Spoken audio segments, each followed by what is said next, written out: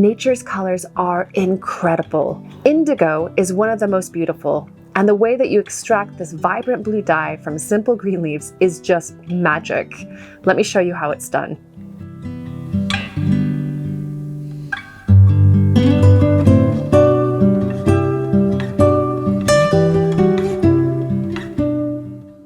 I'm Tanya Anderson from Lovely Greens, and I'm an organic gardener and a natural soap maker, which is why this year I decided to add a lot more dye plants that I can use in soap recipes to the garden. Now I've got calendula growing, I've got madder root in a new patch, and this is my bed of Japanese indigo. Indigo is a natural dye plant that has a few uses. Now, it's used to dye hair brown to black if you use it after henna, and a lot of people know it for that. You can also use it as a natural dye for wool, cloth, and other fibers, as well as wood. And you can also use indigo as a natural blue soap colorant, and it gives shades of baby blue to denim blue. This is my first year in growing and extracting indigo. And I think that shows that if you are a complete beginner, and especially if you have a little bit of gardening experience on your side, that it is completely attainable to grow and extract indigo your first year. Now, I also need to point out that I have decided to grow Japanese indigo. This is a variety called Kojioko, which I sourced from a UK supplier. And I'm growing Japanese indigo because it is much better suited to cooler climates like here in Britain. And if you're in a cooler climate, say the northern US, Canada, parts of New Zealand and South America, wherever you are, this might be an option for you as well. Although there are tons of other types of indigo, and if you're already growing indigo, yours might look a lot different from this. I've made this video to help you in growing and processing your own Japanese indigo for natural dyeing and soap making, or simply if you just want to see how that process is done, because it is such a magical process of growing it from seed, nurturing the plants, and then eventually extracting that pigment from these leaves. It's just unbelievable and exciting at times as well. So let's get on to growing, harvesting, and doing that entire process, and then get to the end part where we're able to get that beautiful blue powder.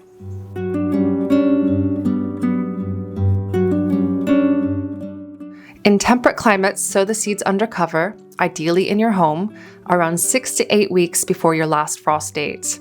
I sowed mine in early March, just barely covered them in potting mix and kept it moist at all times. The seeds need 2 to 4 weeks to germinate, and I left them to grow together until the seedlings had 2 true leaves. At that point, I potted them into individual 1.5 inch modules and grew them on in that tray until late May, when I planted them out into a bed in my polycrub.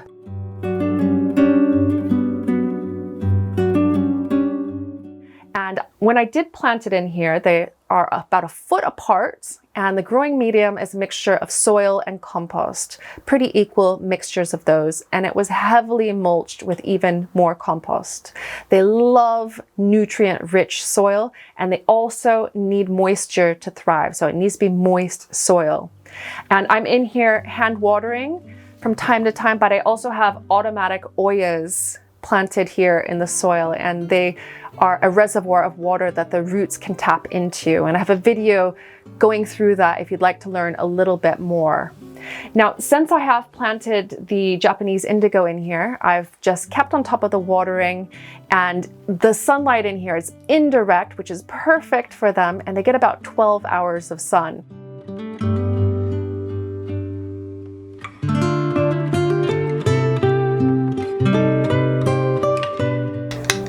You can take several harvests, maybe a dozen harvests or more of indigo from your plants in the growing season. And you start that when you know that when you cut these stems, that you can leave about 3 inches for it to regrow. And there's a couple of leaves left over as well. And you could just take a bunch in your hand, snip the stems with a pair of sharp snips, sharp secateurs, and then you can take out a bunch at a time.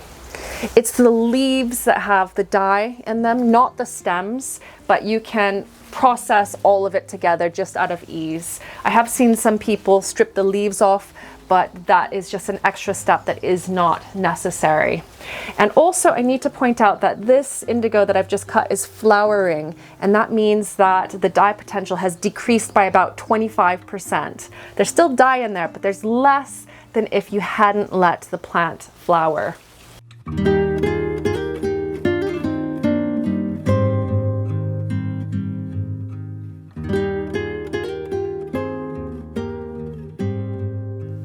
July and August are the best months to be harvesting Japanese indigo.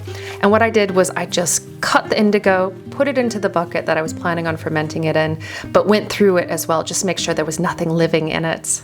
Next, I put clean bricks on top just to press those leaves down, and then I filled up that tub with clean water. And I used a clear tub here so that I can see what's going on in the next steps. Next, I put it in the polycrab where it was nice and warm, put the lid on, and let it sit.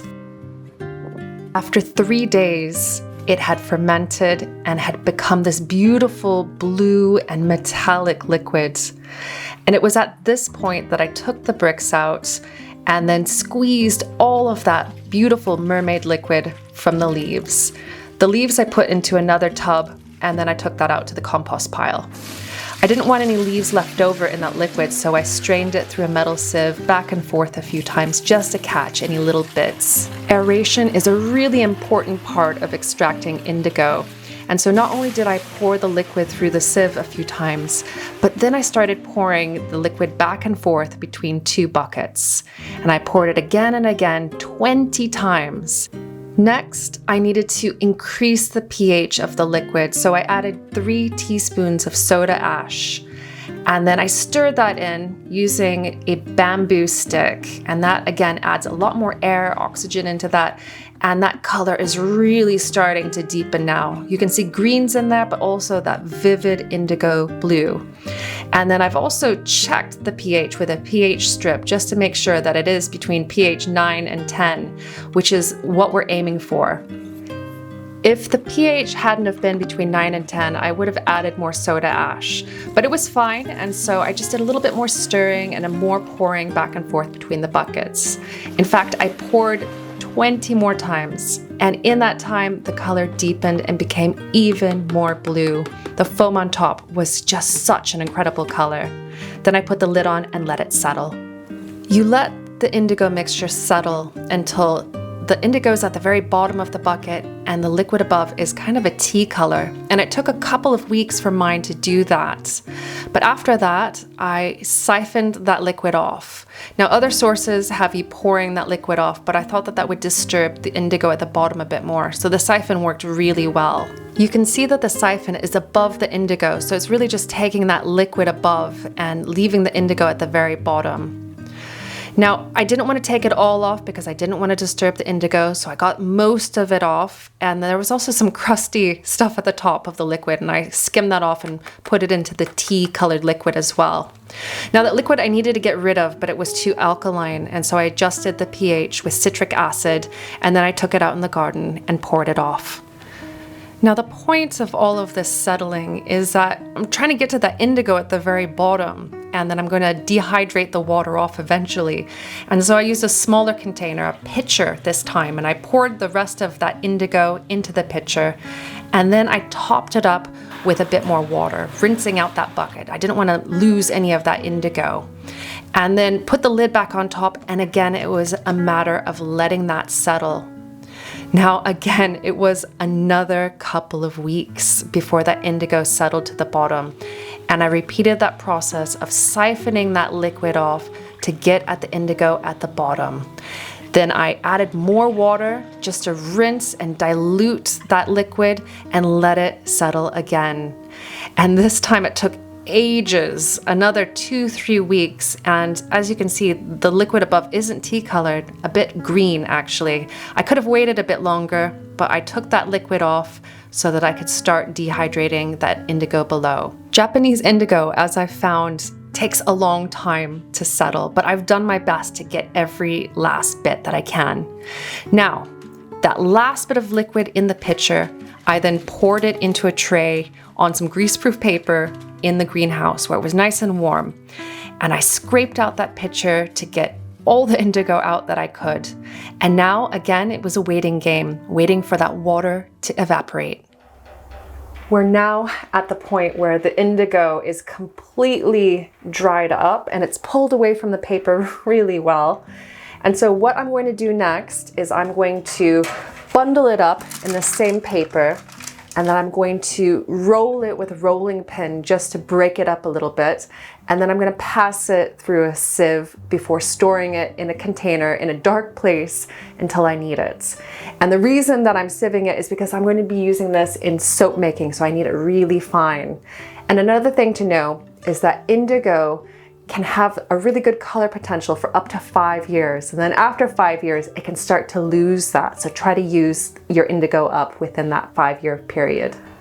That beautiful blue indigo powder is stored away now. And this autumn, I'll be using it to make naturally blue indigo soap.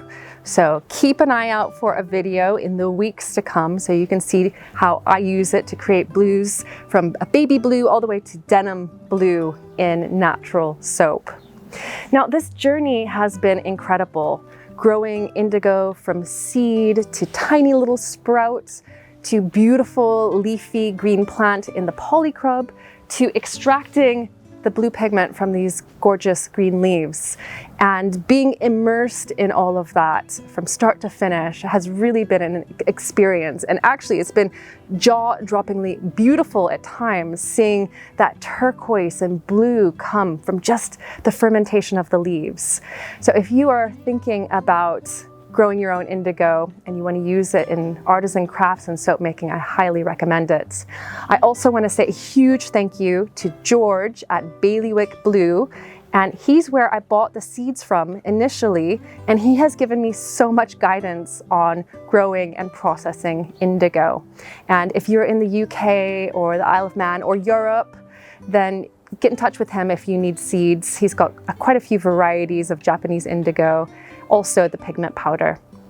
Thank you so much for watching, and if you have any questions whatsoever about growing or processing indigo, leave me a comment down below. If I don't know it already, I will find out and let you know. See you next time for another video here on Lovely Greens. Bye for now.